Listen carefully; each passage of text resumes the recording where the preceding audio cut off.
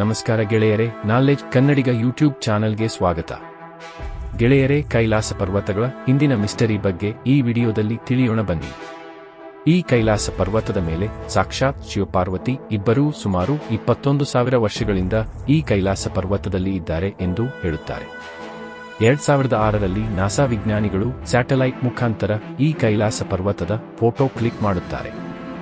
ಆಗ ಕ್ಲಿಕ್ ಮಾಡಿದ ಫೋಟೋದಲ್ಲಿ ಶಿವನ ಆಕಾರ ಆ ಪರ್ವತದ ಮೇಲೆ ಇರುತ್ತದೆ. ಇನ್ನು ಈ ಕೈಲಾಸ ಪರ್ವತವನ್ನು ವಿಶ್ವಕ್ಕೆ spiritual centre of the world ಎಂದು ಕರೆಯಲಾಗುತ್ತದೆ.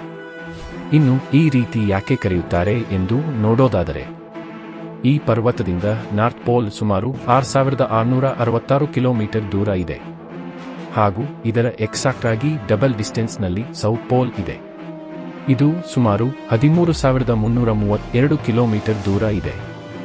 ಇದರಿಂದಲೇ ಇಡೀ ವಿಶ್ವಕ್ಕೆ ಈ ಕೈಲಾಸ ಪರ್ವತವೇ ಸೆಂಟರ್ ಪಾಯಿಂಟ್ ಎಂದು ಹೇಳಬಹುದು. ಇನ್ನು ಈ ಪರ್ವತಗಳ ಎಕ್ಸಾಕ್ಟ್ ವಿಷಯವನ್ನು ರಾಮಾಯಣದಲ್ಲಿಯೂ ಸಹ ಹೇಳಲಾಗಿದೆ.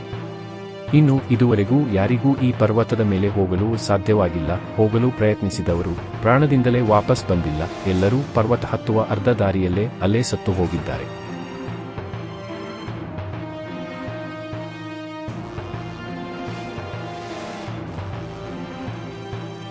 ಇದಾಗಿತ್ತು ಗೆಳೆಯರೇ ಇವತ್ತಿನ ವಿಷಯ. ಈ ಸ್ಟೋರಿ ನಿಮ್ಮೆಲ್ಲರಿಗೂ ಅರ್ಥ ಆಯ್ತು ಅನ್ಸುತ್ತೆ. ಇನ್ನು ಈ ವಿಡಿಯೋ ನಿಮ್ಮೆಲ್ಲರಿಗೂ ಇಷ್ಟ ಆದರೆ ಲೈಕ್ ಮಾಡಿ ಹಾಗೂ ಚಾನಲ್ನ ಸಬ್ಸ್ಕ್ರೈಬ್ ಮಾಡಿ. ಧನ್ಯವಾದಗಳು.